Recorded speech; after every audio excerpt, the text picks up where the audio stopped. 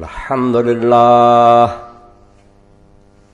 وسلام علی عباده الذین اصطفى اما بعد فاعوذ باللہ من الشیطان الرجیم بسم اللہ الرحمن الرحیم وَإِذْ أَخَذَ اللَّهُ مِيثَاقَ الَّذِينَ أُوتُوا الْكِتَابَ لَتُبَيِّنُنَّهُ لِلنَّاسِ وَلَا تَكْتُمُونَهُ فَنَبَذُوهُ وَرَاءَ ظُهُورِهِمْ وَاشْتَرَوْا بِهِ ثَمَنًا قَلِيلًا فَبِئْسَ مَا يَشْتَرُونَ۔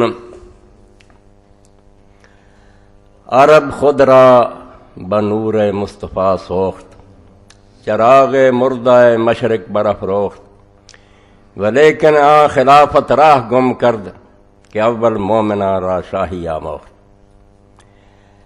محترم سامعین کرام، جناب سید عالم فخر بنی آدم حضرت محمد رسول اللہ صلی اللہ علیہ وسلم کا اصل کارنامہ یہ نہیں ہے کہ آپ نے کچھ اللہ کی پوجا پاٹ کرنے والے درویش پیدا کیے۔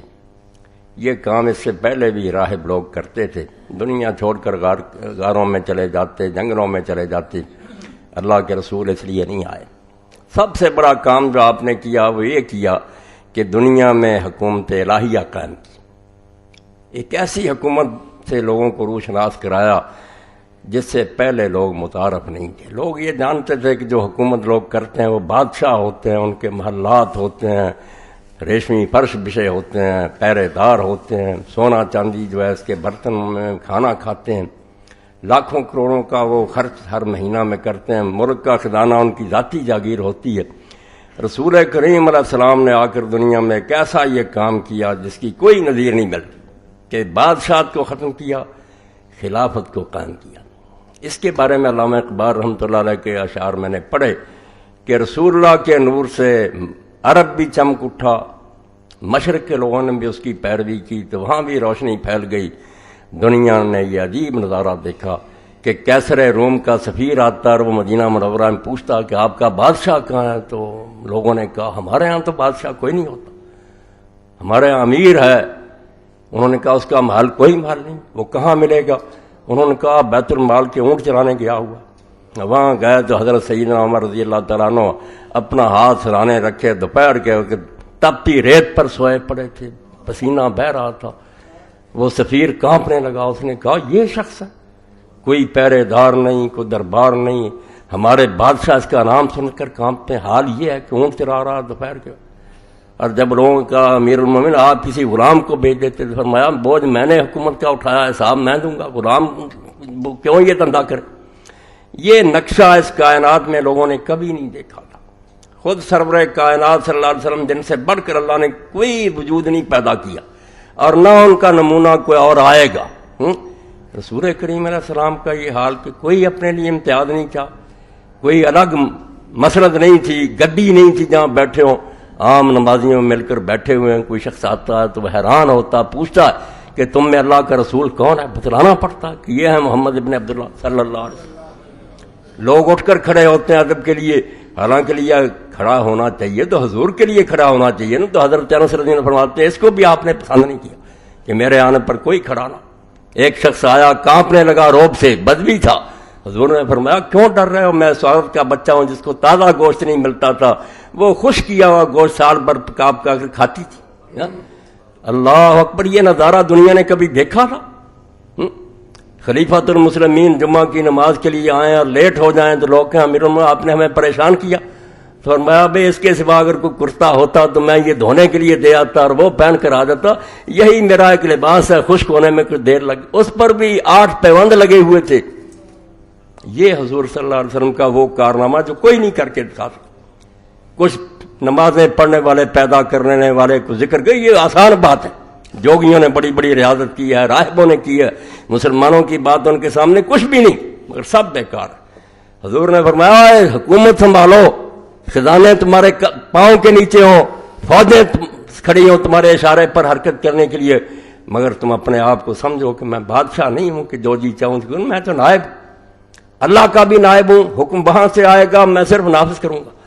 اور امت اصل میں حکومت کی مالک ہے، میں تو اس کی طرف سے ایک نمائندہ خادم ہوں اس کا، میں ان کے مشورے کے بغیر کچھ نہیں کر سکتا۔ یہ وہ کام تھا، وہ اعلیٰ نظام تھا جو رسول کریم علیہ السلام نے دنیا کو دیا، مگر ہماری بدبختی اور بدقسمتی لیکن خلافت راہ گم کر کہ وہ خلافت اپنا راستہ بھول گئی کہ ابر مومن آرا شاہی آموخت، دوسری پشت بھی نہیں، پہلی پشت کے ان لوگوں نے بادشاہ سکھا دی، پھر وہی محل بن گئے، ریشمی فرش بچ گئے، سونے چاندی کے برتنوں میں کھانے شروع ہو گئے، دربان کھڑے ہو گئے، اپنے چیلے چانٹوں کو بیت المال میں سے لاکھوں اور کروڑوں دینے شروع کر دیے، بعد اعتدالیاں شروع ہو گئیں۔ یہ وہ قیامت تھی جس سے بڑی قیامت اسلام پر کوئی نہیں آئی۔ یہ ملا مولوی کہتے ہیں کہ امام حسین کا تذکرہ کرو، انہیں دین کی الف بے کا بھی پتہ نہیں ہے۔ امام حسین کو اگر میں دین میں سے نکال دوں، اسلام کسی شے کا نام نہیں۔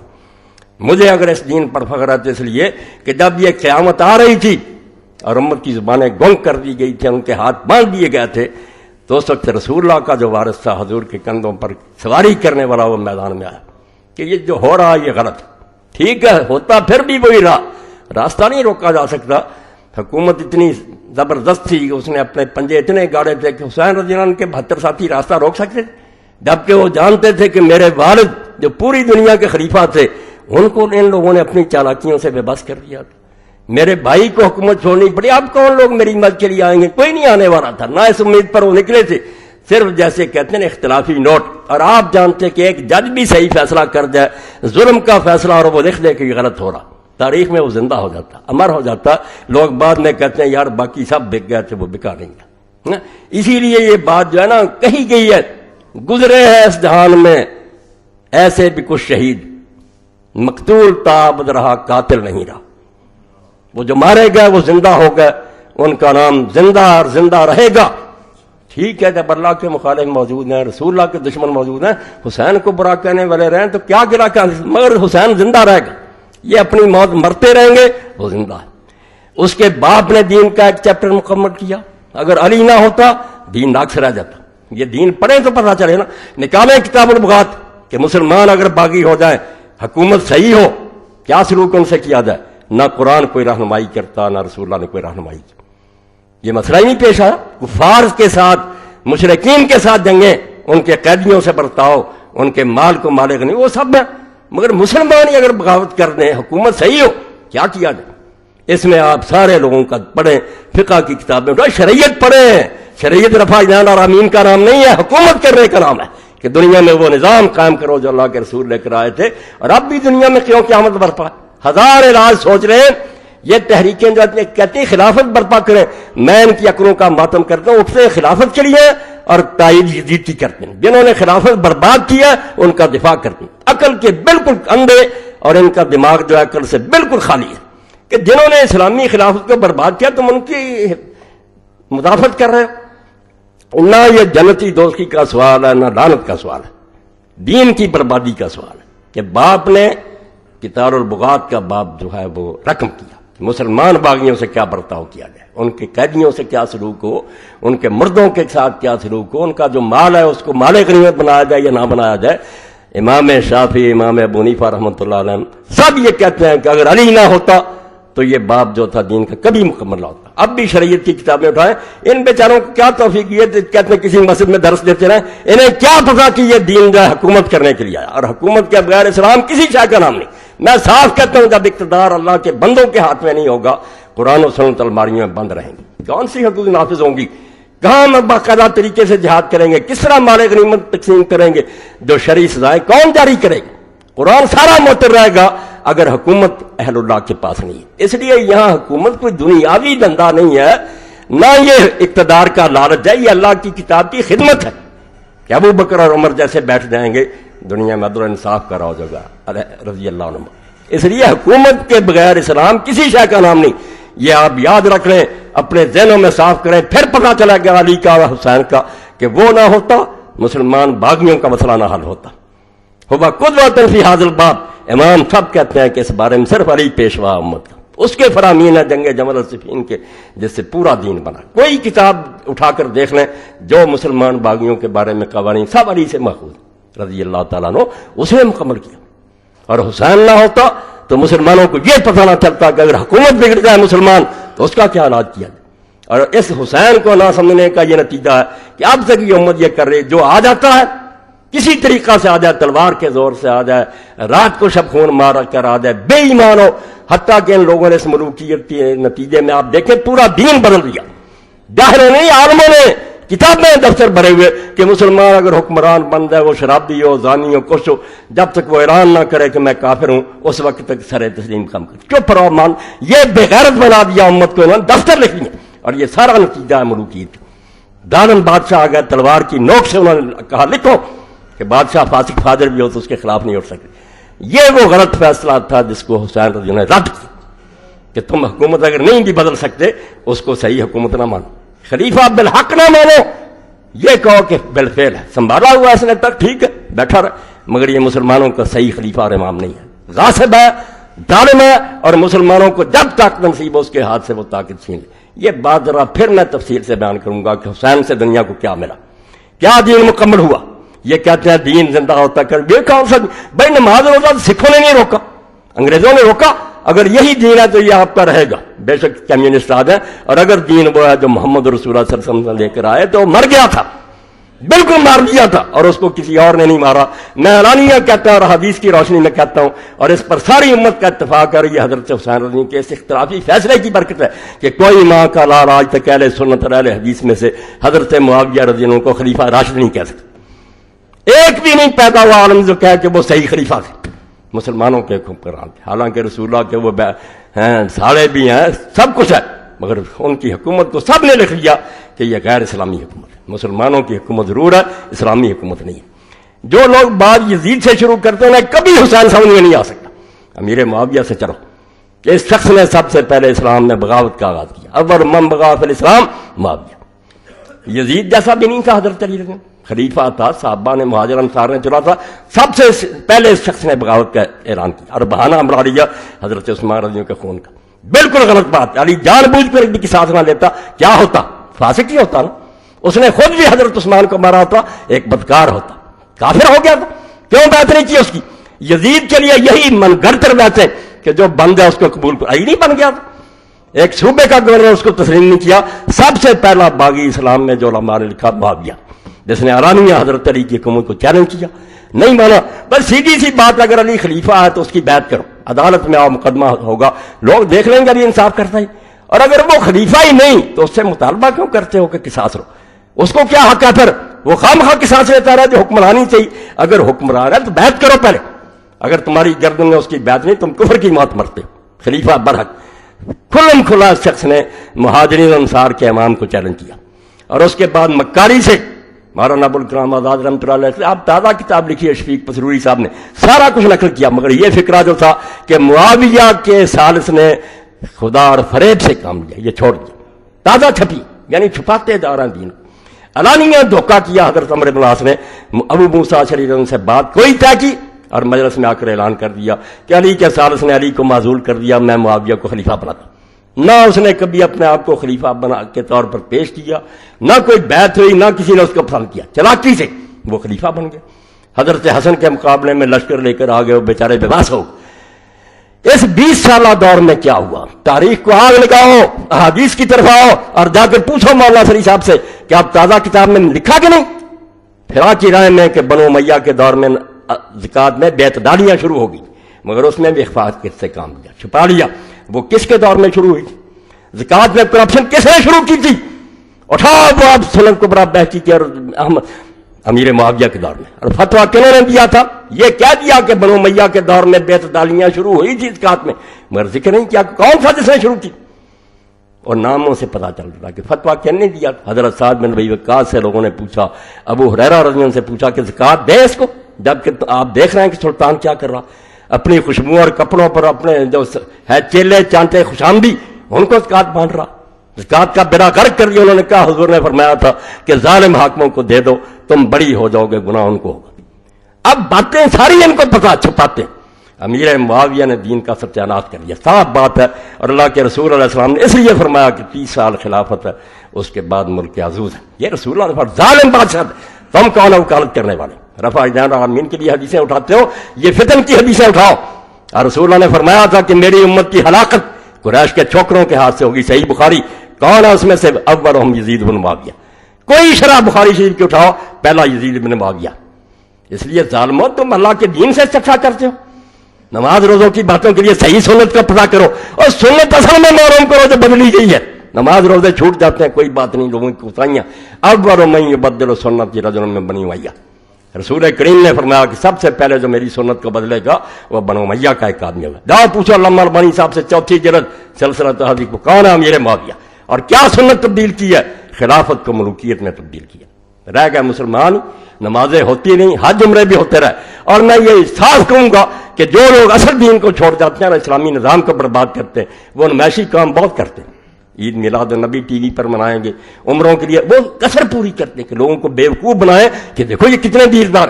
مگر جب اسلامی نظام کی بات آئے گی، لوگوں کو جیلوں میں بند کریں گے، مسجدوں میں پابندیاں لگائیں، کوئی حق نہ بیان کرے. یہی امیر معاویہ نے نظام شروع کیا، بالکل ایسا باطل نظام جس میں حج تک کو روک دیا. اللہ کے رسول نے بڑی مشکل سے کفر کے دستور کو ختم کیا تھا کہ لوگوں حج کے مہینوں میں تم تمتع کر سکتے ہو، عمرہ بھی کر سکتے. حج بڑی مشکل سے، صحابہ بھی نہیں قائل ہوتے تھے کہ یہ کون سا حج ہے. پہلی عادت تھی ان کی کہ حج کے مہینوں میں عمرہ کرنے کو افضل الفجور سمجھتے. حضور نے بڑی محنت سے یہ کام کیا اور کہا جو نہیں کریں گے عمرہ مجرم. مگر دیکھ لو، اٹھا لو ترمذی شریف اور بخاری شریف، حضرت عمر عثمان رضی اللہ تعالیٰ نے اتنا ہی کہا کہ بہتر ہے کہ تم تمتع نہ کیا کرو، افراد کرو. وہ بہتر کی بات حرام نہیں کیا. مگر جس نے سب سے پہلے حرام کیا اور مارنا شروع کون تھا؟ قرآن نے کہا فمن تمتع بعمرۃ الی الحج، معاویہ نے مارنا شروع کیا. تم ان کا دفاع کرتے ہو، اللہ انہیں جنت دے، ہمیں اس سے کوئی نہیں تکلیف. مگر ان لوگوں نے حضور کی محنت کو برباد کر دیا. تخت بیچ گیا، سونے چاندی کے برتن. ابو داؤد شریف میں دیکھ لو، حضرت مقدام ربی مادی کرم نے کہا معاویہ میں تجھے اللہ کی قسم دیتا ہوں، حضور نے مردوں کے لیے ریشم حرام نہیں کیا، سونے چاندی کے برتنوں میں کھانا حرام نہیں کیا، درندوں کے جو ہیں کھالے ان کو بچھا کر فرش بنانا اور ان پر بیٹھنا متکبر حرام مانو. اس نے کہا اللہ کی قسم اٹھا کر کیا یہ سارے کام تیرے گھر میں ہو رہے ہیں؟ کوئی جواب نہیں آیا. اس کو کہتے ہو تم کہ اس کا دفاع کرو اور خاموش رہو. اور جو 1400 سال سے اسلام کو مردہ کر دیا کہ مسجدوں میں بند کر دیا کہ دیتے رہو درس. مگر حکومت اس بارے میں جو ہے سیکولر، ہم جو جی چاہیں گے کریں گے، ہماری مہربانی ہوگی کوئی دین کا کام مانے، ورنہ کوئی نہ کہے، جیلوں میں بند کر دیں گے. اور اس طرح وہ ظلم عظیم کیا کہ جو زبانیں رسول اللہ کے سامنے کھول جاتی تھی، عام آدمی تو حضور سے پوچھ لیتے تھے کہ وہی ہے یا آپ اپنی رائے دے رہے ہیں. اور حضور نے اتنی تربیت کی صحابہ کی کہ جب بریرہ کو بھی بتا دیا رضی اللہ تعالیٰ عنہ کہ میں یہ حکم نہیں دے رہا، نہ یہ دینی کو مسئلہ، میری رائے، اس نے کہا میں نہیں مانتی. حالانکہ اس کو آزاد کیا تھا حضرت عائشہ رضی نے خرید کر، کتنا احسان تھا اس پر، اور لونڈی تھی. مگر اس نے کہا جب آج کی شریعت اجازت دیتی ہے کہ میں پہلے خاوند سے نکاح رکھوں یا آزاد ہونے کے بعد توڑ دوں، میں نہیں رکھنا چاہتی. حضور نے فرمایا ٹھیک، کسی نے اس کو برا نہیں کہا، اتنی آزادی. مگر یہاں یہ حال ہو گیا کہ ولید ابن عبد الملک اگر خطبہ دے رہا ہے جمعہ کا کہ چلا گیا، اثر بھی جا رہی ہے، تو ایک تابعی نے اٹھ کر کہا کہ اللہ کے بندے، رسول اللہ کے بعد کوئی نبی نہیں آیا، قرآن کے بعد کوئی کتاب نہیں اتری، کیوں وقت نمازوں کی تم برباد کر رہے؟ تو اس تابعی کو کیا جواب ملا؟ صحابہ میں دیکھیں ابن حجر، یہ وہ جرم کی حکومت ہے جو معاویہ رضی نے مسلط کی، ہم اس جرم کو معاف نہیں کر سکتے. اسی کی وجہ سے ہم پوری دنیا میں ذلیل و رسوا ہیں کہ مسلمان ملکوں میں آزادی نہیں آئی. یورپ میں فرانس کا جو انقلاب تھا مگنا کا، وہاں لوگ پھر بھی جانیں چھڑا گئے، بادشاہ انہوں نے ختم کر دیے، اپنے حکمرانوں کے خلاف بول سکے، ہم نہیں بول سکتے، جہاں تلوار ہے کہ بولو. اور بے شمار لوگ مارے گئے اللہ کے نیک بندے جنہوں نے حق کہا، زبانیں گم کر یہ جبر و استبداد کی. تو تمتع روکا.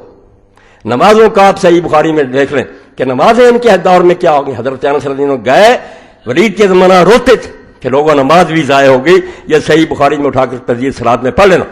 لوگوں نے کہا کیوں؟ فرمایا یہ نماز کا وقت ہے، زور تم عصر کے وقت پڑھتے ہو، عصر اس وقت پڑھتے ہو جب سورج غروب ہونے لگتا. تو کئی صحابہ اور تابعین کا پھر شرح میں ابن حجر و سارے علماء لکھتے ہیں بیچارے جمعہ پڑھاتے اور دیکھتے کہ وقت تو چلا گیا، پھر بیٹھے بیٹھے اشاروں سے ہی نماز پڑھ لیتے، اٹھ کر پڑھ ہی نہیں سکتے. لوگ کہتے اٹھ کر پڑھو، کہنے گردن کٹوانی. اور خدا کے بندے اس کے لیے کسی تاریخ کی ضرورت نہیں، تم تاریخ کی طرف بھاگتے ہو. جب یزید کو نیک بنانا ہوتا کہ وہ رویا تھا، اس جھوٹی تاریخ کی طرف تم بھاگتے اور پڑھا لیتے ہو حدیث کی کتابوں میں. اور دیکھ لو ضمن کے نمازوں کا کیا بنا. نماز عید اس کا خطبہ کیوں پہلے کیا میرے معاویہ نے، اور کیوں پوری سلطنت نے حکم دے دیا. یہاں چھوٹی سی بدعت کو نکالتا ہے، کہتے ہیں بدعت ہی جہنمی ہے، اور یہ بیچارے تو بدعتیں نیک نیکی سے نکالتے ہیں.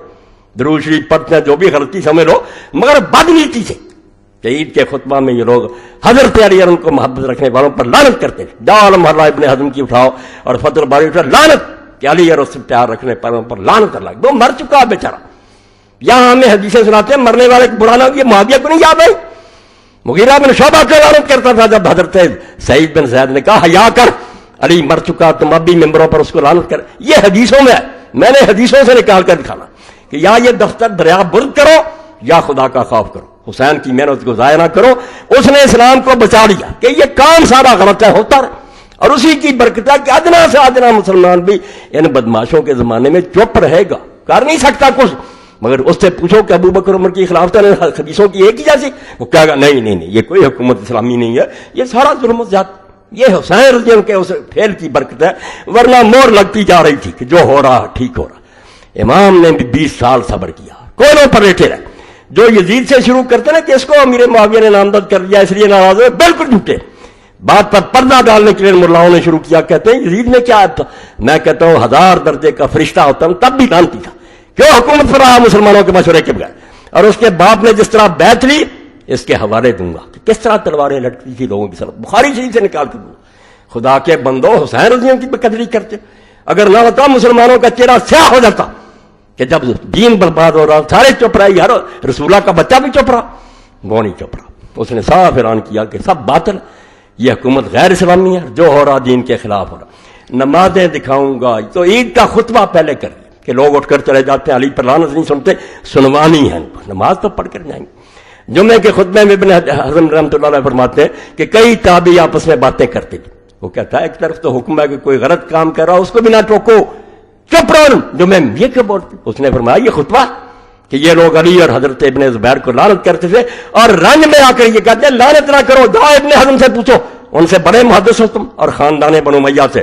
اس نے خود کہا کہ لانا لائنا، جو علی اور ابن زبیر کو لعنت کرتے تھے اللہ ان پر لعنت کرنی چاہیے، ہمیں بھی کرنی چاہیے کہ علی اور ابن زبیر جیسے صحابہ پر لعنت کرتے.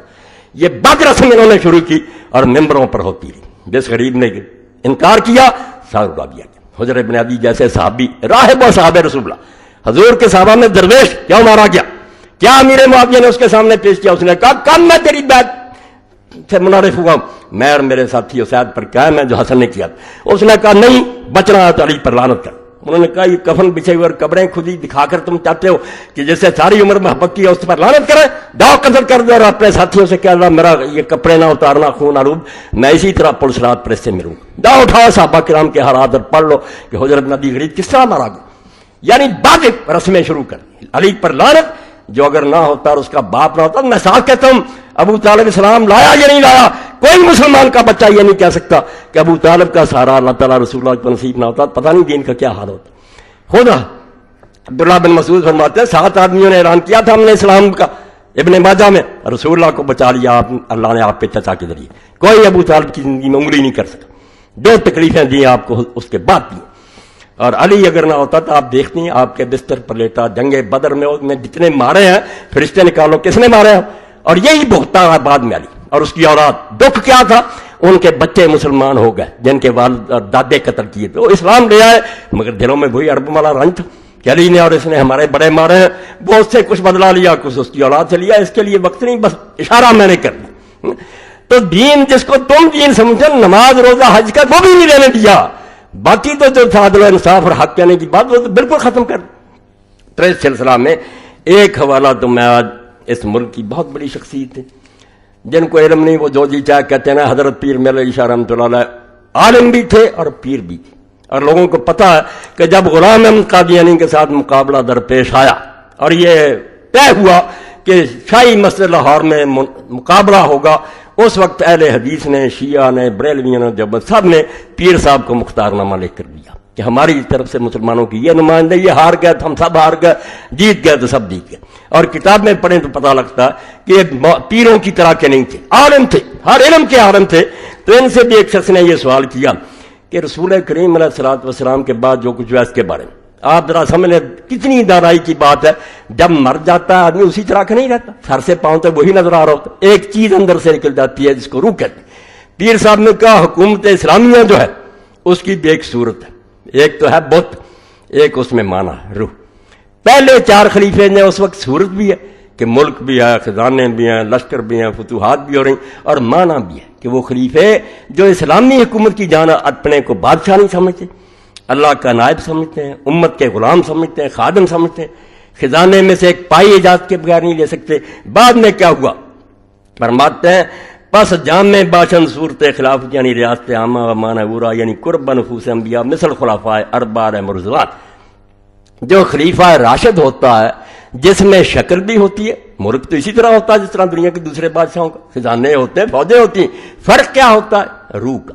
اس کے اندر روح کیا ہوتی ہے؟ وہ انبیاء کے قریب ہوتا ہے، جو نبی کام کرتے ہیں وہ کرتا، وہ اپنی طرف سے کچھ نہیں کرتا، جیسے پہلے 4 خلیفے۔ فرق این قدر ہست کے در عہد خلفائے ثلاثہ نفاذ تسرب اجتماع مسلمین علی سبیل الکمال صورت یافتہ۔ فرق اتنا ہوا کہ پہلے 3 خلیفے جو تھے ان کے زمانوں میں خلیفہ کا کنٹرول اور مسلمانوں کا اتفاق پوری طرح رہا، و در عہد مرتضی معنی کامل یعنی قرب نفوس انبیاء بود۔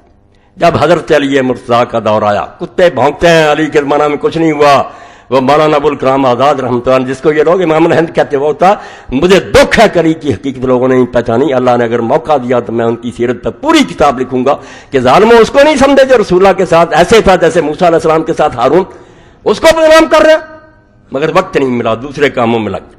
تو حضرت علی کے زمانے فرماتے ہیں جو معنی تھا نا روح کہ انبیاء کے طریقے کے قریب، وہ تو ٹھیک تھا، وہ صورت ناقص، مگر کنٹرول کمزور ہو گیا، یعنی ریاست عامہ و اجتماع مسلمین مصر زمانہ خلفائے ثلاثہ نابود۔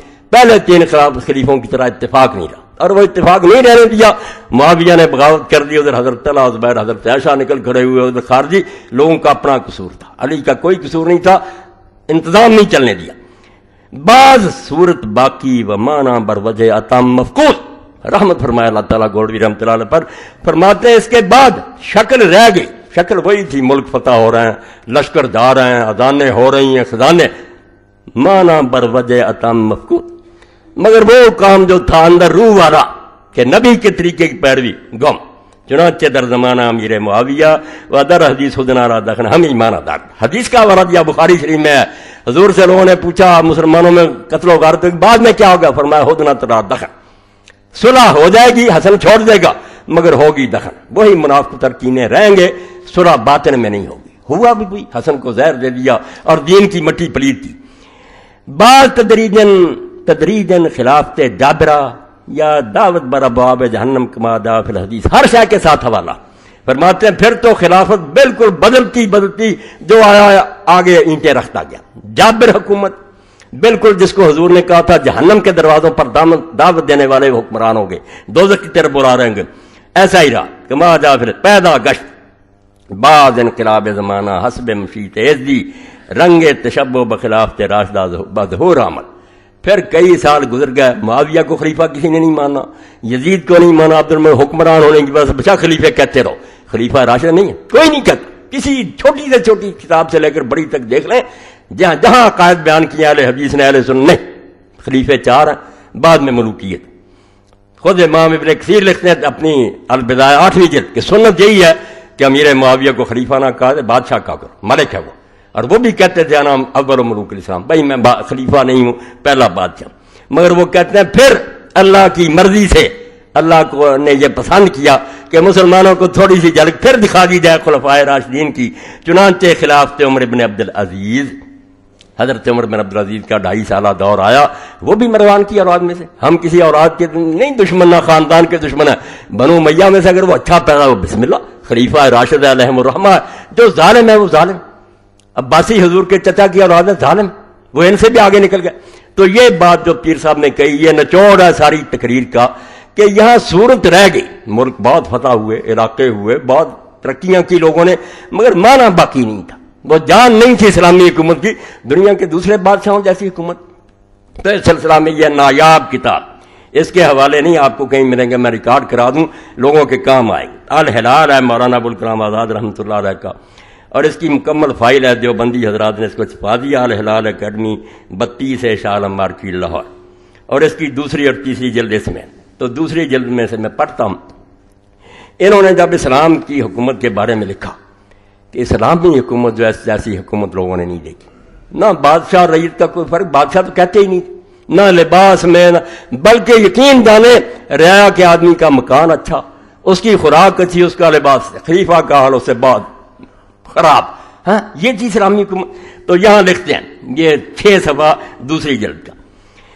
سن لیں میں یہاں تک جاتا ہوں تو ایسے ہی نہیں جاتا، اماموں کے دفتر ہیں میرے پاس 1400 سال کے، جو پڑھنے کے بعد کہتا ہوں کہ یہ باغیوں کا گروہ تھا. معاویہ رضی اللہ عنہ باغی تھے خلیفہ برحق کے خلاف، اور یزید بھی باغی تھا. یہ بھی سمجھا دوں گا کہ اماموں نے کہا باغی وہ نہیں جو حکومت کو نہ مانے، یہ حکومتوں نے گڑھی ہے اس طرح. باغی وہ ہے جو حق والے کا مقابلہ کرے، جو حق پر ہوگا وہ ایک ہی ہوگا، وہ الحق ہے. جو اس کی مخالفت کر رہے ہوں گے وہ بادشاہ اور سارے ہوں گے باغی. یہ فضل الباری اور المحلات سکھاؤں گا. یہ ایسی بات اگر ریکارڈ نہ کراؤں تو شاید دین کا یہ حصہ گم ہو جائے. قیامت تک اس کو یہ میں یاد کرا دینا چاہتا ہوں کہ لوگوں خلافت کے لیے تڑپتے رہو. دن رات تمہارے دلوں میں یہ تمنا ہونی چاہیے کہ اسلامی خلافت دنیا میں آئے. اس کے لیے کوئی کام کر رہا اس کا ساتھ دو، کتابیں پڑھو، دلوں میں یہ جوت جگاؤ اور یہ آگ بھڑکاؤ کہ اگر اسلام کا راج نہیں دنیا میں تو مسلمانوں کا جینا جڑا یہ ذلت کی زندگی ہے. خدا کی کتاب معطل اور بندوں کے قانون دنیا پر چلے رہے. سن لیں ہمارا عقیدہ ہے کہ اگر قیامت کے دن دنیا کے ظالموں کی صفوف عام فساق و فجار سے الگ قرار دی جائیں گی، دوسرے مجرم الگ ہوں گے، ظالموں کی صف الگ، تو ان میں سب سے پہلی صف یقیناً بنی امیہ کی ہوگی. انہی ظالموں نے اسلام کی اس روح حریت کو غارت ظلم استبداد کیا اور اس کے عین عروج اور نشر و نما کے وقت اس کی قوت نمو کو اپنے اغراض شخصیاری سے کچھ ہٹا. یہ جرم ہے. یزید کی میں شراب کو نہیں روتا، نمازیں چھوڑنے کو نہیں روتا، اس جرم کو روتا جو حضرت معاویہ رضی اللہ عنہ نے کیا. فرماتے انہوں نے ظالموں نے اسلام کی وہ آزادی کی روح کہ ایک ادنا بدو مسجد میں سے اٹھ کھڑا ہوتا کہ عمر ہم نہیں تیری بات سنیں گے اور نہ مانیں گے، پہلے مطمئن کر کہ یہ کرتا کہاں سے لیا. ایک ایک چادر ہر ایک کو ملی ہے، تیرے جیسے لمبے آدمی کا کرتا کیسے بن گیا. یہ تھی آزادی کی روح جو غلاموں اور ادنا بندوں میں حضور نے بھر دی تھی، مگر اس کو انہوں نے چھین لیا. ایک طرف روپے تقسیم کیے، دوسری طرف تلوار لہرائی کہ جو بولے گا سر اڑا دیا جائے. ظالموں نے اسلام کی اس روح حریت کو غارت ظلم استبداد کیا اور اس کے عین عروج اور نشو و نما کے وقت اس کی قوت نمو کو اپنے اغراض شخصیہ کے لیے کچل ڈالو، اپنے ذاتی مفادوں کے لیے اس روح کو کچل ڈالو کہ نہیں بولنے دیں گے کسی کو. حالانکہ اگر ذرا ترقی ملتی ابو بکر عمر کی طرح ادنا بندے آج بھی یہاں سے پکڑ لیا کرتے کمانڈر ان چیف کو کہ کیا ہو رہا، مگر نہیں، وہ روح کچل گئی. نمازیں ہوتی نہیں، نمازیں نہیں کوئی روکے گا. آپ فکر مند نہ ہو، سکھ بھی آ جائیں گے تو نہیں روکیں گے. اگر یہ اسلام ہے تو خوش رہیں. ملا کو جو ہے ہند میں سجدے کی اجازت، نادان یہ سمجھتا ہے اسلام ہے آزاد. اور پاگلو اسلام اس کا نام ہے، اسلام حکومت کرنے کا نام. اپنی حکومت ہو، غیروں کی حکومت میں یہاں وہاں انقلاب لاؤ یا ہجرت کرو، ورنہ رہنا وہاں حرام ہے. اسلام یہ کہتا ہے. ان کا اقتدار و تسلط فی الحقیقت امر بالمعروف کے سد باب کا پہلا دن تھا. کہتے ہیں جب معاویہ تخت پر آئے اور ان کی اولاد آئی، وہ اسلام میں جو حکم تھا کہ اچھی بات کو اور بری بات روکو، اس کے روک دینے کا پہلا دن تھا. اس دن چھری پھیر دی گئی کہ کوئی ٹوک نہیں سکتا، جو جی چاہیں گے کریں گے، بول نہیں سکتا. نہ صرف یہ کہ انہوں نے اسلام کی جمہوریت کو غارت کر کے اس کی جگہ شخصی حکومت کی بنیاد ڈالی جو یقیناً اعتقاد قرآن کی روح سے کفر جلی ہے. ان ملاؤں کو کون سمجھائے؟ وہ کہتا ہے جب جمہوری حکومت ختم ہوگی اور شخصی حکومت بن گئی کہ میرا راج اور بعد میں جس کو چاہوں گا دوں گا نا. عبد الملک ورید کو دے گیا، سلیمان بیٹے کو دے گیا، مگر ورید کی نیت خراب ہوگی. اس نے چاہا میں باپ کی وصیت ختم کر دوں. یعنی تماشا بن گیا اسلامی حکومت. مسلمان بس دیکھتے ہیں کون آ رہا، بول نہیں کو سکتا کیا ہو رہا. ورید کا جی چاہا اپنے بیٹے کو دے دوں. ہاں، اور یہ جرنیل جو تھے حجاج بن یوسف اور محمد بن قاسم قتیبہ میں یہ بھی ساتھ ہوگا. انہوں نے کہا ٹھیک ہے، ورید ٹھیک کہتا، اس کے بیٹے کے سامنے ہو جائیں گے. جدھر رخ دیکھتے ہیں بادشاہ کو ادھر ہو جاتے ہیں نا. سلیمان کو پتہ چل گیا، اس نے کہا میں نہیں یہ وصیت بدلنے دوں گا. خیر ورید مر گیا، سلیمان آ گیا. اس نے بیٹھتے حجاج کو بھی مطلب کیا، جائیداد ضبط کی، برے حال میں مارا. محمد بن قاسم کو گھوڑے کے پیچھے باندھ کر مارا کہ تم میری وصیت ختم کرنا چاہتے. یہ اسلامی حکومت سے یہ تماشے بنے. پھر قتیبہ بن مسلم مرا، موسیٰ بن نصیر گلیوں میں دھکے کھاتا، سارے جرنیل اس نے مطلب کر کے برے حال میں انہیں مارا. تو یہ حکومت تماشا بنا دی مسلمان نہیں بول سکتے، ان کا کوئی دخل نہیں، ہم کوئی زبردستی بیٹھ جائیں کس کو دیتے جائیں. تو مولانا لکھتے ہیں یہ قرآن کی اسے کفر جلی ہے. چھوٹا کفر نہیں، ننگا کفر ہے کہ ایک انسان بادشاہ بن جائے. بلکہ سب سے بڑا جرم یہ کیا کہ اظہار حق اور امر بالمعروف کی قوت کو تلوار کے زور سے دبا دینا چاہا. پچھلوں نے نہیں، معاویہ نے. جاؤ صحابہ کے حالات دیکھو. کسی غریب نے کہا اسی کا حاکم حکم ابن عمر غفاری خود کمانڈر بنا کر بھیجا، مال غنیمت لکھا کہ سونا چاندی نکال کر مجھے دے در، باقی قرآن کے مطابق تسلیم کرو۔ زیاد نے یہ خط لکھا، اس نے کہا نہیں، امیر المومنین کے خط سے پہلے اللہ کی کتاب ہے، پائی پائی تقسیم ہوگی جیسے قرآن کہتا۔ اور سزا کیا ملی پھر اس کو؟ اسی وقت معطل کر کے بیڑیاں لگائیں اور وہ جیل میں بڑا صحابی رسول۔ اس حکومت کی بات کرتے وہ ناراض ہیں، یزید کی باتیں کرتے رہتے ہیں کہ بعد یزید کچھ بھی نہیں، وہ تو اس کے باپ کے ظلم دیکھو کہ دین کے ساتھ اس نے کیا برتاؤ کیا، کیا اسلام کا بنا، اور کس طرح اللہ کے نیک بندوں کی زبانیں کاٹی گئیں۔ اور مسلمانوں کی حق گوئی کو تلوار کے زور سے، اور مسلمانوں کی حق گوئی کی ترقی گناہ ورورے کو مزمل کر دیا۔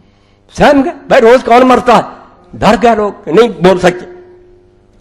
تاہم چونکہ عہد نبوت کا فیضان روحانی اور تعلیم قرآنی کا اثر ابھی بالکل تازہ تھا، حضور کا اثر اتنی جلدی تو نہیں دور ہو سکتا، ابھی لوگ تھے، اس لیے اگرچہ طرح طرح کی بدعات اور محدثات و معاصی کا بازار گرم ہو گیا تھا۔ یہ تمہارے یار حدیثوں کے امام الہند لکھ رہے ہیں کہ بدعتوں کا بازار گرم تھا اور گناہ کی ریل پیل تھی، لیکن پھر بھی امر بالمعروف کی آواز کی گرج کوفہ و دمشق کے ایوان و محل کو لرزا دیتی۔ کبھی کبھی کوئی نکل آتا تھا دیوانہ جو محل میں جا کر اعلان کر دیتا تھا کہ بے شک اس کا سر کاٹ دیا جاتا، مگر نکلتے رہے۔ یہ میں نے پڑھا ایک لمبا، مگر اس میں تھوڑا سا پڑھ دیا۔ اب دوسری بدعت کا لکھتے ہیں، کہتے ہیں ذکر نہ کرو، انہوں نے کیے کام ہم صرف بیان نہ کریں۔ ستیہ ناش کیا دین کا کہ امیر المومنین علی جیسا آدمی رسول اللہ کا داماد خلیفہ راشد، اور رسول اللہ کے ساتھ ایسے جیسے موسیٰ کے ممبروں پر کہ جمعے کے خطبے میں بھی دوسرے حصے میں رکھ دیا کہ جہاں خطیب اور باتیں کہے یہ بھی کہے کہ لعن اللہ علی والا محبی علی اور اس پر محبت رکھنے والوں پر لعن۔ جا پوچھو ام سلمہ رضی اللہ عنہا سے، رسول اللہ کی بیوی سے گیا ایک آدمی، انہوں نے کہا تمہارے سامنے ممبر رسول پر حضور کو گالیاں دی جاتی ہیں، حدیث۔ انہوں نے کہا ماں کون گالی دے سکتا؟ انہوں نے کہا کہتے نہیں کہ علی اور اس سے محبت رکھنے والوں پر لعنت، میں حضور کے گھر میں رہی ہوں، سب سے بڑھ کر محبت تو علی سے حضور رکھ کرتے تھے، یہ کہاں تک بات جاتی؟ اور حضور نے کہا جس نے علی کو گالی دی اس نے مجھ کو گالی دی۔ یہ حدیثیں سے ہماری صحیح، ان کو چھپاتے ہیں، اور تم تاریخ کو آگ لگا دو، میں قدم لگا دو، تمہارے سارے جو جھوٹے مسئلے ہیں نا کہ حسین واپس آنا، یہ وہاں سے ہی تم لیتے ہو، حدیث کی طرف نہیں آتے۔ حدیث میں ان کا شکل دیکھو تو کبھی بھی نام نہ لو۔ تو پھر فرماتے ہیں ان لوگوں نے بنی امیہ کا سب سے بڑا ظلم جو انہوں نے اسلام پر کیا یہ تھا کہ خلافت راشدہ اسلامیہ کو، جس کی بنا اجماع و مشورہ مسلمین پر کوئی نہیں بیٹھ سکتا جب کوئی مسلمان اپنی مرضی سے نہ چنے، اور یہ بھی کوئی بیعت کا طریقہ نہیں کہ باپ تخت پر بیٹھ جائے، بیعت لے لی، یہ تو لیتے ہیں لوگ ریفرنڈم کے آتے ہیں، یہ بیعت ہوتی ہے؟ تخت پر بیٹھا سارے ہاں جی کہتے ہیں، بیعت اس کا نام ہے کہ ابو بکر عمر کی طرح بے اختیار ہو، تمہاری کوئی حکومت نہیں ہے۔ پھر لوگوں سے پوچھو، بادشاہ پوچھتا اپنے لیے کہ مجھے مانتے ہو یا نہیں، یا باپ بیٹے کے لیے پوچھتا بادشاہ، بھائی کوئی دیوانہ ہی ہوگا جو انکار کرے گا؟ یہ بیعت کہلاتی نہیں، جرم ہے، بیعت مانگی نہیں جاتی، کی جاتی۔ میرا جی چاہتا کسی کو ووٹ دوں، نہیں چاہتا کیوں تنگ کرتے ہو مجھے؟ حضرت سعد بن عبادہ نے نہ ابو بکر کی نہ عمر کی، کسی نے نہیں پوچھا، کیوں پوچھنا تھا؟ نہیں وہ صحیح سمجھا، ٹھیک ہے زندہ رہا، اس کی عزت ہے، اسی طرح سختی کہ بیعت کرو۔ تو فرماتے ہیں کہ بدل دیا حکومت شخصی و مستبدہ و سلطنت ملکیہ سیاسیہ میں تبدیل کر دیا، اور حکومت کی بنیاد شریعت پر نہیں رکھی بلکہ محض قوت اور سیاست پر۔ قرآن حدیث سے نہیں پوچھا جائے گا، ہاں اپنی پاور سے کریں، ٹھیک ہے قرآن کی کچھ باتیں مانتے تھے وہ مہربانی تھی ان کی، جیسے اب بھی مان لیتے، جو ان کو فائدہ مند ہو وہ اس کا نہیں انکار کرتے۔ یہ حکمران جو نقصان پہنچائے کہ یہ بے حیائی نہیں ہونی چاہیے، پردہ کرو، یہ کیوں تم موسیقی نہیں چھوڑو، اجتہاد کی ضرورت ہے، تو بھائی ہمیشہ ایسے کرتے۔ قرآن حاکم نہیں رہتا، بیچارہ کھڑا ہے سائل، جو اس کی بات مان لے، جس کو چاہے رد کر دیں۔ اور تاریخ اسلام کے تمام صغاروں کے بار و عالی و ادانی، بہت مشکل لکھتے تھے نا، چھوٹے بڑے اعلیٰ ادنا اس پر متفق ہیں، اور تمام اہل سنت و جماعت کا اس پر اتفاق ہے۔ جو نہیں اتفاق رکھتا وہ اہل حدیث نہیں ہے، کوئی ناسبی ہے، پلید ہے۔ اہل سنت کا اس پر اتفاق ہے کہ یہ ایک سخت بدعت تھی، اور مطابق ارشاد سعد کو مسلوق علیہ السلام خود حضور کے فرمان کے مطابق ملک کے عزوز کا آغاز تھا، ظالم بادشاہی کا آغاز تھا حضرت معاویہ سے، کیونکہ آپ نے کیا دیا تھا، خلافت میرے بعد 30 سال ہے، پھر ملک کے عزوز ہے، نبی کو نہ جھٹلاؤ۔ یہ جائیں جہاں جائیں، ہم کہتے ہیں اللہ لے جائے جنت میں، ہمیں کوئی، مگر اسلام کو نقصان پہنچے، ولیکن خلافت راہ گم کر کہ اول مومن و شاہی امر، وہی تخت، وہی تاج، وہی دربان۔ پھر لکھتے ہیں اور سنو، ازاں جملہ بنی امیہ والے مروان کی ایک سب سے بڑی ہادم شریعت اور پر معصیت و فسق و عدوان بدعت شرعیہ، دین کو تباہ کرنے والی گناہوں سے بھری بدعت وہ تھی جس کا انتقامانہ اتباع برادران شیعہ نے شروع کیا۔ کہتے یہ بیوقوف بن گئے اور معاویہ کی غلط سنت پر چل پڑے اور نفرت ہوگی، تبرہ کرتے ہیں، مگر شروع کس نے کی؟ یہ بدعت کس نے شروع کی؟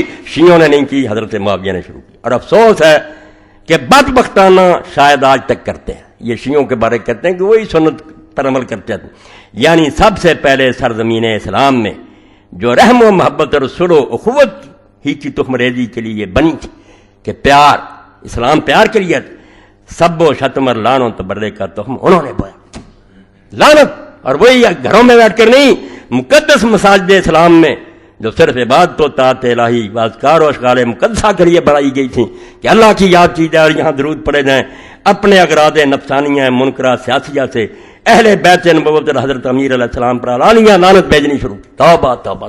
اب کہتے ہیں صحابی کو بلانا جنہوں نے ممبروں پر لعنت کی علی کو، علی صحابی بھی نہیں ہے؟ اللہ کا خوف کرو، اور چیختے رہے حضرت سعید بن زید جیسے اور دوسرے کہ ظالموں ممبر پر کھڑے ہو کر یہ ابو داؤد شریف میں سے نکال لو کہ شرم نہیں آتی؟ رسول اللہ نے اسے جنتی کہا ہے، 10 جنتی صحابہ، اور تم اس کو گالیاں دے رہے ہیں۔ اس کے بعد پھر فرماتے ہیں کہ ان لوگوں نے کیا کیا کیا، بالکل دین اسلام کا تماشا بنا لیا۔ بنی امیہ کی سب سے پہلی بدعت اور اسلام و مسلمین پر ان کا اولین ظلم یہ تھا کہ نظام حکومت اسلامیہ کا تختہ یکسر اٹھ دیا اور خلافت راشدہ جمہوریہ سیاح کی جگہ مستبدہ ڈکٹیٹرشپ و ملک عزوز کی بنیاد ڈالی۔ یہ انقلاب بہت شدید تھا۔ آج لوگوں کو محسوس نہ ہو چلو جی جو جی چاہے آ گیا، تو یہ اس لیے کہ دین سے ہم دور ہو گئے، ہمیں پتہ ہی نہیں کہ حکومت تو ڈرائیونگ سیٹ ہے، یہ معمولی بات نہیں۔ جیسے ڈرائیور غلط بیٹھ گیا وہ رہ جائے گا جدھر کو لے جانا چاہتا، آپ کرتے رہیں دعائیں، روتے رہیں۔ وہ اگر جانا چاہتا گنگا کو، آپ مکہ نہیں جائیں گے، کبھی نہیں جائیں گے۔ حکمران جو ہے یہ امیر ہے، اس کے ہاتھ میں باغ ڈور، یہ غلط ہو گیا، سارا قبلہ ٹیڑھا ہو جائے گا۔ اس لیے فرماتے ہیں یہ انقلاب بہت شدید تھا، چھوٹی بات نہیں تھی، دین برباد ہو رہا تھا اور بہت مشکل تھا کہ ملک کو اس پر راضی کیا جائے۔ ابھی لوگ تازہ تھے، صحابہ کرام بھی ابھی موجود تھے اور خلافت راشدہ کے واقعات بچے کی زبان پر تھے، اس لیے کس چیز سے کام دیا گیا؟ لوگ تو تڑپتے تھے کیا ہو رہا، اس لیے اس احساس اسلامی کو مٹانے کے لیے تلوار سے کام لیا گیا۔ تلواریں ننگی ہو گئیں، جلاد کھڑے ہو گئے کہ بولو جو حکومت کے خلاف بولتا، اور جس نے قوت حق و معروف سے زبان کھولی اس کو زور و شمشیر و خنجر ضربی۔ ابن استیاب لکھتے ہیں ابن عبد البر استیاب میں کہ لوگوں نے پوچھا کہ معاویہ کیوں کامیاب؟ اس نے کہا میں نے بیت المال سے لوگوں کو دینا شروع کر دیا، لٹا دیا خزانہ، جہاں سے عمر ایک انگلی شہد کی نہیں لیتا تھا جب تک امت سے اجازت نہیں لیتا، کرپشن شروع کر دی۔ زور و شمشیر و خنجر سے چپ کرایا گیا۔ رفتہ رفتہ احساس منقلب اور خیالات پلٹے کھانے لگے۔ 14ویں صدی تک پہنچتے پہنچتے سب کچھ بدل گیا، لوگوں کے دل سے وہ بات ہی نکل گئی کہ یہ حکمران کیا کرتے ہیں ٹوکنا، اور حقیقت روز بروز مستور و محجوب ہوتی گئی، مٹ گئی ساری۔ اب ایک آخری حوالہ پڑھ دوں اس لیے کہ یہ نہیں ملیں گی، دوسری تیسری جلد جو ہے الہلال کی، ان کو تو لوگ ڈھونڈتے تھے اس زمانے، داخانوں کے آگے کھڑے ہوتے تھے مسلمان کہ الہلال کب آتا ہے۔ اس کی جو زبان تھی، ٹھیک ہے وہ بعد میں کانگریس میں مل گئے مایوس ہو کر مسلمانوں سے، مگر الہلال اور بلاغ نے مسلمانوں میں جان پھونک۔ یہ پرچے اگر کوئی پڑھے گا پتہ چلے گا کہ اسے مردہ مسلمانوں میں جان کس نے پھونکی، جہاں جہاں مسلمانوں پر ظلم ہو رہا تھا سارا۔ تو فرماتے ہیں یہ اب امام حسین کے بارے میں اشرا محرم الحرام، اس میں سے باقی چیزیں پھر پڑھوں گا، آج صرف اتنا ہی پڑھوں گا کہ کیا تھا یہ جس کے خلاف حسین اٹھا۔ بنی امیہ کی حکومت ایک غیر شرعی حکومت تھی، کوئی حکومت جس کی بنیاد جبر و شخصیت پر ہو کبھی بھی اسلامی حکومت نہیں ہو سکتی۔ ہاں بے شک وہ ولی ہو، نمازیں پڑھے، تہجد پڑھے، ظالم جو لوگوں کی مرضی کے بغیر آیا وہ غاصب ہے۔ میری زمین پر اگر کوئی قبضہ کر لے، وہاں وہ نمازیں پڑھے، مسجد تعمیر کرے، وہ غاصب ہے۔ زمین میری اسے چھینی ہے، اس کا سارا کام غلط، اس کا ایک عمل بھی درست نہیں۔ انہوں نے اسلام کی روح حریت و جمہوریت کو غارت کیا اور مشورہ اجماع امت کی جگہ محض غلبہ جابرانہ اور مکر و خدا پر اپنی شخصی حکومت کی بنیاد رکھی۔ اس کو سمجھنے کے لیے ذرا پھر بعد میں چلتے جائیں آپ بنو مروان کی، جیسے میں کوئی مثالیں دیتا رہتا ہوں، کوئی بیٹے کو دے گیا، کوئی بھائی کو دے گیا، کسی نے تلوار کے، مسلمان بیچارے دم بخود بس آ رہا کو جا رہا، یہ تماشا ہی دیکھتے رہے۔ ان کا نظام حکومت شریعت الہیہ نہ تھا بلکہ محض اغراض نفسانیہ و مقاصد سیاسیہ۔ ایسی حالت میں ضرور تھا، یہ سن لیں حسین کا کارنامہ، وہ جانتے تھے میں بدل نہیں سکتا، ان بچوں اور عورتوں کے ساتھ بدلوں گا۔ ایسی حالت میں ضرور تھا کہ ظلم و جبر کے مقابلہ کی ایک مثال قائم کی جائے۔ یہ جو مسلمان ڈرتے چپ ہو گئے ہیں، کوئی تو تھے جو بتائے کہ یہ سب غلط ہو رہا ہے اور حق و حریت کی راہ میں جہاد کیا جاتا۔ حضرت سید الشہداء نے اپنی قربانی کی مثال قائم کر کے مظالم بنی امیہ کے خلاف جہاد حق کی بنیاد رکھی، اور جس حکومت کی بنیاد ظلم و جبر پر تھی اس کی اطاعت و وفاداری سے انکار کر دیا۔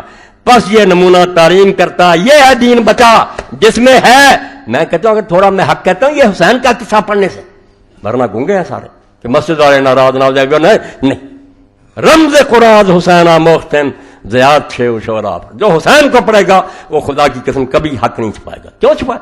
قتل ہو جائے گا پھر کیا ہوگا؟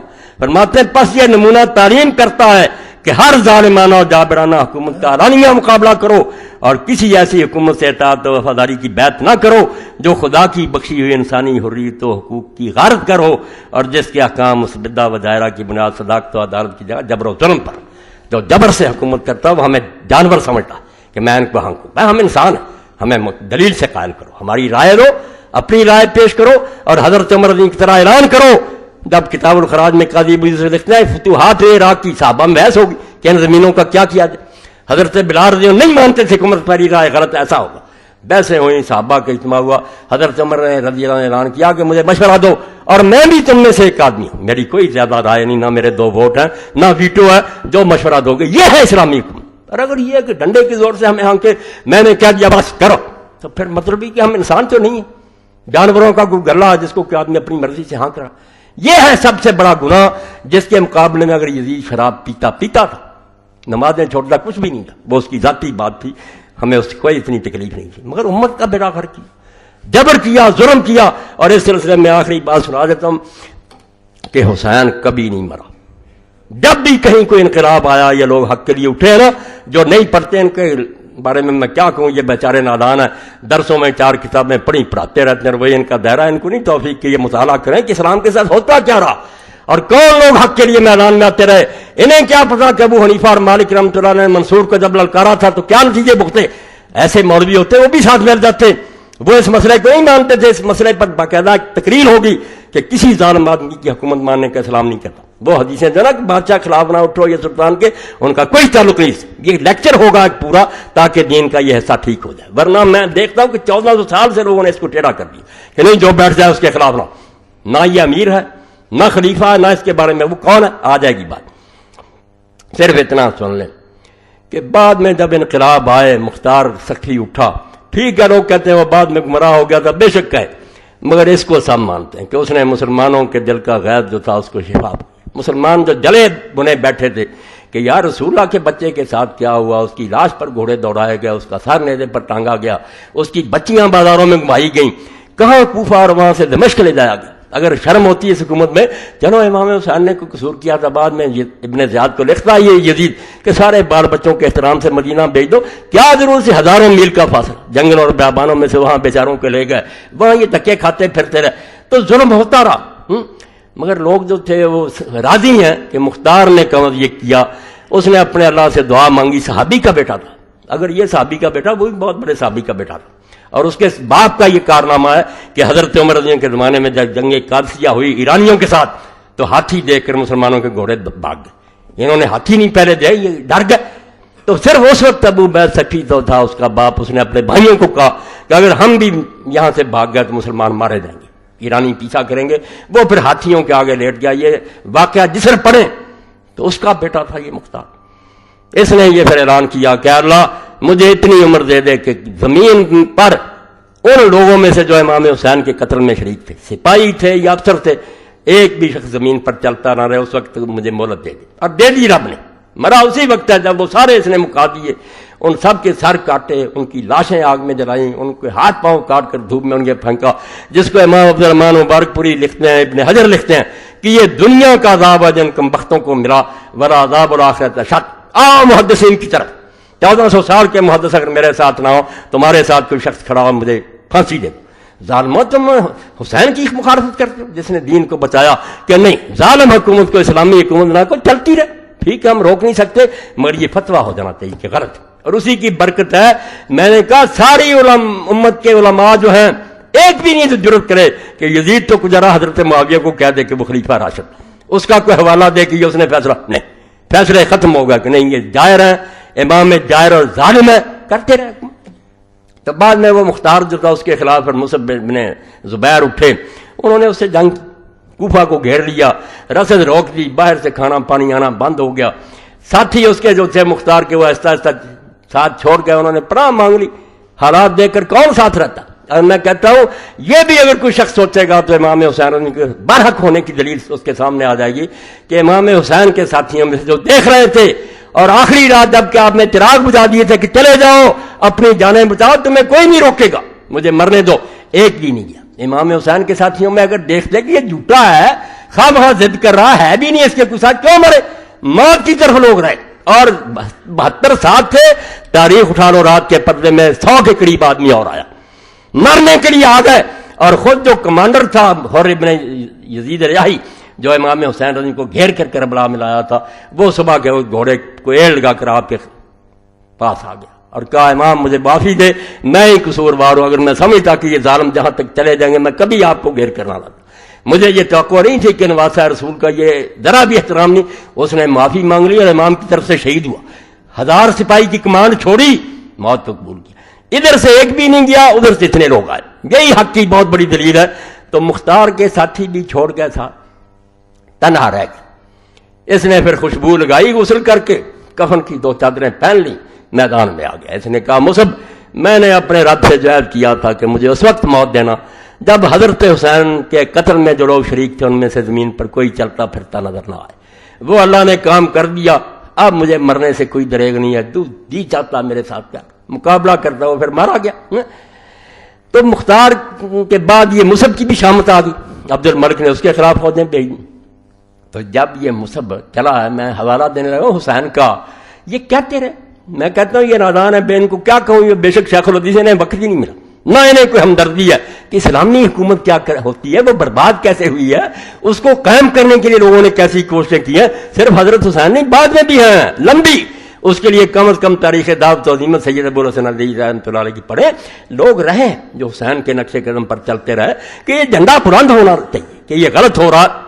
تو مصعب جب چلنے لگا, اب اس کے نکاح میں 2 اجمل ترین عورتیں تھیں. عرب میں جو سب سے زیادہ حسین عورتیں ان میں سے ایک حضرت حسین رضی کی بچی, اس کا نام سکینہ تھا. یہ سکینہ جو پڑھتے نہیں, سکینہ کوئی نام نہیں تھا, سکینہ تھا اس بچی کا نام. کیا کریں, ذاکر بھی سکینہ پڑھ رہے لوگ, سکینہ نہیں تھا نام, سکینہ. اور دوسری طرف حضرت طلحہ رضی اللہ تعالیٰ کی بچی تھی عائشہ. تو جب یہ مصعب نکلنے لگا تو حضرت سکینہ نے راستہ روک لیا اور کہا مصعب تم کہاں جا رہے ہو؟ عبد الملک کی حکومت قائم ہو چکی ہے, اس کے پاس اتنی فوجیں ہیں, ہماری طاقت بہت کمزور ہو گئی ہے. تو جو جواب دیا مصعب نے اس سے حسین کا پتہ چلتا رضی اللہ. سکینہ سے یہ کہا کہ تم جانتی ہو کہ مجھ سے میرے اندر تمہارے لیے جو محبت ہے دونوں کے لیے, کوئی مرد ایسی محبت اپنی بیویوں سے نہیں رکھتا, مگر تیرے باپ نے کسی شریف زادے کے لیے کوئی بہانہ نہیں چھوڑا. یہ مصعب کا فکرہ تھا کہ سکینہ تیرا باپ جب گیا تھا حسین میدان میں, کون تھے اس کے ساتھ؟ ماں تارا کا ابو کے لبن حرتن عذرا. کیا کریں, تیرے باپ کو جب دیکھتے ہیں تو تیرے باپ میں جو حلال زادہ ہے نا اس کے لیے کوئی بہانہ نہیں چھوڑا, کہ تم بہانہ نہیں بنا سکتے کہ طاقت نہیں, حالات نہیں, یہ کہہ کر چلا گیا. تو جب میدان میں پھر ہوئی لشکر آئی تو یہاں تک نوبت پہنچی کہ اپنے بھتیجے اور بھانجے تھے, انہوں نے بھی عبد الملک سے معافی مانگ لی, چلے گئے ساتھ چھوڑ کر. مصعب کے ساتھ بھی وہی ہوا جو امام حسین, بہت تھوڑے رہ گئے. تو اس وقت اپنے بھانجے کو بلایا, حمزہ تھا اس کا نام, حضرت مغیرہ بن شعبہ رضی اللہ عنہ کا بیٹا تھا. حمزہ کو بلا کر اس وقت مصعب نے کہا کہ حمزہ بتاؤ. جب ابن زیاد نے حضرت حسین سے کہا تھا کہ اپنے آپ کو میرے حوالے کر دے, پھر میں فیصلہ کروں گا کہ کیا کرنا چاہتا ہوں, تو حسین نے کیا کہا تھا. اس وقت یاد آیا حسین. اس نے کہا ماما جی, حسین نے کہا تھا کہ عزت کی موت جو ہے نا وہ ذلت کی زندگی سے بہتر ہے, دلیل بن کر غلاموں کی طرح جینے سے عزت کی موت مر جانا بہتر ہے. اور ساتھ ہی یہ شعر پڑھا. پھر مصعب نے میدان میں گھس گیا. اس نے کہا ٹھیک ہے، ان رلا بالطف من آل ہاشم تاسو فسنوا للکرام التاسیہ. ہاشم کی اولاد میں سے 18 جوانوں نے جو فاطمہ کے بچے تھے ایک دوسرے کی خیر خواہی کر کے اور اپنی جانیں قربان کر کے ایک نمونہ دے دیا. وہ شریف لوگوں کے لیے ایک مثال قائم کر گیا کہ مر جانا منظور کرو، ذلت کی زندگی قبول نہ کرو. سر کاٹا گیا اس غریب کا بھی، مگر حسین کو یاد کر کے وہ گھس گیا کہ بے شک بھائی بھتیجے چھوڑ گئے، عزت کی موت بنوں گا. اور اس سلسلہ میں آپ دیکھتے ہیں جب ابن زیاد ملعون کا دربار تھا، یہ کتنے بے ایمان. پڑھتے ہیں کہ اس نے محمود عباسی نے کتاب لکھ دی، اس کے شاگرد فیض عالم جیسے ناصبی اٹھ کھڑے ہوئے. اب ان حدیثوں کو یہ بھی شرم نہیں آتی کہ جا کر پوچھیں عصری صاحب سے، اور علامہ صاحب رحمۃ اللہ علیہ فوت ہو گئے، کہ جب وہ قتل ہوا تھا اور یہ بات ہوئی تھی کہ اس کے لیے دعا کرو، کیا فرمایا تھا علامہ صاحب نے؟ انہوں نے کہا وہ اہل حدیث تھا، حیا کرو، ہمارا یہ مذہب ہے کہ علی خلیفہ نہیں تھا اور یہ یزید ولی تھا، یہ ناصبی تھا، ہم اس کے لیے کوئی دعا نہیں کر سکتے. یہ اندھے ہوئے، سب نے وہ کتابیں چھپائی ہیں اور کوئی کتاب نہیں ان کے پاس. آپ دیکھ رہے ہیں جب نکالیں گے فیض عالم کے رسالے، اور حیا کرو حدیث کی کتابیں ختم ہو گئی، نہیں سوچتے. تو یہی بات مصعب نے اس وقت کہی کہ ہاشمیوں نے اس وقت ایک مثال قائم کر دیا. اور یہ 18 کون تھے؟ نواب صدیق حسن رحمۃ اللہ علیہ کے ذات. دیکھو وہ کہتے ہیں کہ حسن بصری فرماتے ہیں اس وقت زمین میں ان 18 جیسا کوئی بھی نہیں تھا، بے مثال لوگ تھے. کوئی جوان تھا، کوئی بچہ تھا، اور جا رہے تھے باری باری. کثرت بنی مقاتل جب پہنچے تھے کربلا سے پہلے تو امام صاحب کو ذرا اونگ آ گئی، اور اونگ سے ذرا بیدار ہوئے تو بار بار فرمایا انا للہ و انا الیہ راجعون. تو بیٹے نے پوچھا علی اکبر نے کہ ابا جی کیا ہوا؟ فرمایا بیٹا میں نے خواب میں دیکھا کہ ہمارے ساتھ ایک سوار جا رہا ہے اور وہ کہہ رہا ہے کہ ان الناس یسیرون الی منایا، کہ یہ لوگ بیچارے اپنی موت کی طرف سفر کر رہے ہیں. یعنی امام نے چھپایا کچھ نہیں، نہ انہیں یہ کچھ توقع نہیں. سب کہتے ہیں کہ غلط، نہ کوئی غلط ہمیں، وہ موت کے لیے گئے تھے. حضور کی حدیثیں میں نے پیش کر دی ہیں. ابھی سوال ملا کہ نہیں جی ثابت کرو، کروں گا نا کہ حضور کیا گئے تھے کہ حسین کو قتل کیا جائے گا. انہوں نے کیا سوچنا سمجھتا، جا رہے تھے اپنی موت کی طرف. تو بیٹے نے پوچھا ولسنا علی الحق، ابا جی موت کی تو کوئی بات نہیں، کیا ہم حق پر نہیں ہیں؟ تو امام حسین رضی اللہ عنہ نے فرمایا کہ اس اللہ کی قسم جس کے سوا کوئی معبود نہیں ہے، ہم حق پر ہیں. تو بیٹے نے فرمایا کہ ابا جی پھر ہم موت کو شاید سے زیادہ میٹھا سمجھتے ہیں. تو امام نے پھر دعا کی کہ اللہ تعالیٰ بیٹا تجھ پر اپنی رحمت نازل کرے، مجھے ایسے بیٹے کی توقع دی. تو اس لیے اللہ کے بندو اس قصے کو قصہ نہ سمجھو. قصہ ہوتا تو کئی لوگ مارے گئے، ہم ان کو رونے پیٹنے نہیں بیٹھتے.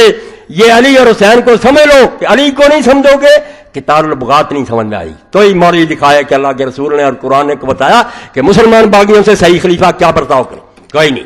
علی ہے اس بارے میں امت کا پیشوا. اور مسلمان حاکم اگر بگڑ جائے، غلط طریقے سے حکومت پر آ جائے، اس کے ساتھ کیا کیا جائے، یہ حسین سے ملے گا. اور اس کی ضرورت آپ کے سامنے میں عرض کر دیتا ہوں، پہلے بھی آپ نے سنا، پھر سن لیں. نمازوں روزوں سے بڑھ کر، کروڑ درجہ بڑھ کر، کیا ایوب کا زمانہ تھا، اللہ اسے بھی معاف کرے، اس نے یہاں پنجاب یونیورسٹی میں کروکیم کرایا. 126 عالم بلائے، مسلمان بھی اور غیر مسلم بھی، مذاکرہ ہوا. دین کے بارے میں بہت لوگوں نے مقالے پڑھے، اس مقالے پر پھر بحثیں ہوتی تھیں. تو مسجدوں میں جو بند ہے گنبدوں میں نہیں کیا پتا چلے کہ مولوی صاحب کیا اور ان کا کیا، یہ گدھ اور شاہین کا فرق ہے، یہ سمجھ نہیں سکتے. ان کے پاس یہی ہے کہ امین اور ہاتھ نہیں. اسلامی حکومت کو سمجھو، پھر مسئلہ سمجھ میں آئے گا. تو اس ایک مستشرقہ عورت نے، بڑی فاضلہ تھی عیسائی عورت، اس نے مقالہ پڑھا اسلام کے نظام سیاست پر، بہت تعریف کی کہ اسلام میں خلیفہ کے لیے یہ ہے، عدل انصاف یہ ہے، پڑھی لکھی. مگر آخر میں اس نے ایک بات کی، جھوٹ نہیں کی. ٹھیک تھا، 14 سال میں ہم نے بیڑا غرق کر دیا. کہتے ہیں کہ اس میں ایک نقص رہ گیا کہ حاکم وقت اگر ٹھیک چلتا رہے تو اس کا احسان ہے، اگر وہ غلط چل پڑے نا، لوگوں کی بیٹیاں اٹھا لے، ان کے مال چھین لے، ان کو ناک قتل کرے، صرف کلمہ کا انکار نہ کرے، یہ نہ اعلان کر دے کہ میں کافر ہو گیا ہوں، تو اسلام میں اس کے راستے میں کوئی رکاوٹ نہیں. دین نے یہی کہا کہ اس کو مانو، جو اس کے مقابلے میں آئے گا وہ باغی ہوگا، دوزخی ہوگا، کفر کی موت پڑے گی. حدیثیں پڑھی، اماموں کے حوالے پڑھے، سب کے سر جھک گئے. سعودیہ سے بھی آئے تھے، شام تھے، اب علماء کے پاس کچھ بھی نہ رہا. اس نے کہا نظام تو اچھا ہے مگر یہ حکمران کی مہربانی ٹھیک چلتا رہا، بگڑ جائے تو اللہ انترا کفرم واہن، جب تک وہ کھلم کھلا نہیں کہتا کہ میں مسلمان ہی رہا تم اس کے خلاف کچھ نہیں کر سکتے، بے شک وہ دن دہاڑے آپ کی بیٹیاں اٹھا لیں. تو اللہ رحمت فرمائے مولانا مودودی صاحب رحمۃ اللہ علیہ پر، انہوں نے دیکھا کہ یہ تو سارا معاملہ ہی تباہ ہوگا. انہوں نے پھر موقع ہوتا تھا نا کہ سب لوگ اپنا تبصرہ کریں. مولانا نے اپنی تقریر میں کہا کہ میری فاضلہ بہن نے جو کچھ کہا یہ ٹھیک ہے کہ اب جمہور امت کے علماء یہی کہتے ہیں, صدیوں سے یہ کہہ رہے ہیں, یہ غلط نہیں کہہ رہی, مگر یہ کوئی دین کا حکم نہیں ہے. دین نہیں یہ کہتا, یہ مجبوری سے لوگوں نے یہ مسئلہ نظریہ ضرور سے گھڑ لیا, ورنہ دین کہتا موقع ملے تو اس کا راستہ رک. اس کے لیے حضرت حسین رضی اللہ کی مثال دی.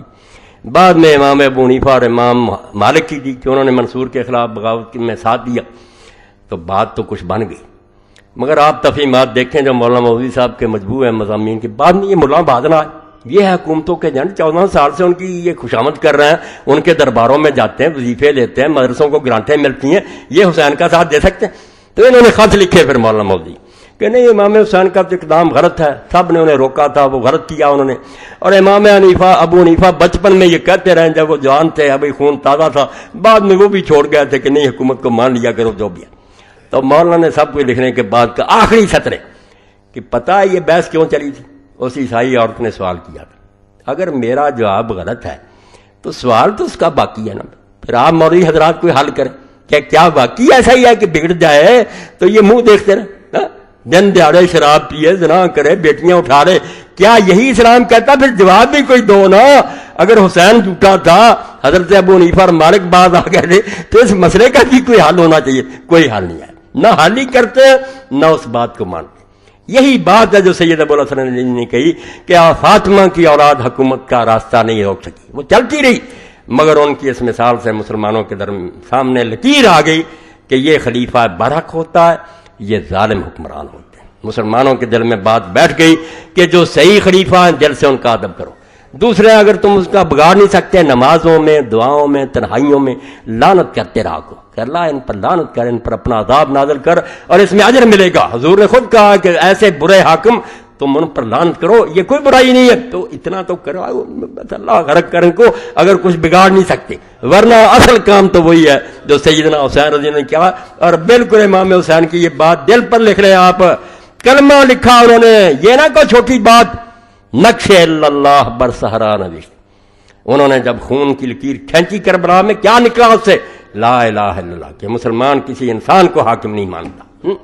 سطر عنوان نجات ماں نوشت, وہ ہماری نجات کی لکیر لکھ گیا کہ اگر نجات چاہتے بھائی جو خلافت کو سمجھتے ہیں اس کے لیے کوشش کرتے ہیں, اللہ کے لیے مجھ سے حسین کو سمجھ لیں اور حدیث اور تاریخ اور فقہ سے سمجھ لیں کہ ان کا کتنا بڑا احسان ہے. چھوڑیں ان مولویوں کو جو مسجدوں میں بول رہے ہیں کہ مولوی صاحب چھوڑیں, یہ بات نہیں چھوڑ سکتا, میں مر جاؤں گا. مجھے تو اللہ اگر فرصت دیتا اور وقت ہوتا, خدا کی قسم ہر خطبہ میں مرنے تک حسین پر دیکھا.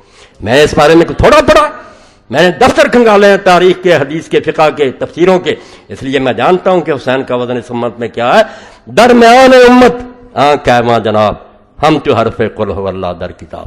علامہ اقبال کہتے ہیں قرآن میں جو درجہ سورہ اخلاص کا ہے کہ کوئی صورت اس کے برابر نہیں, اپنے دور میں حسین کا مقام جو آسمان کے ستارے سریا کا تھا, کون اس کا پاس کا پیدا ہو سکتا.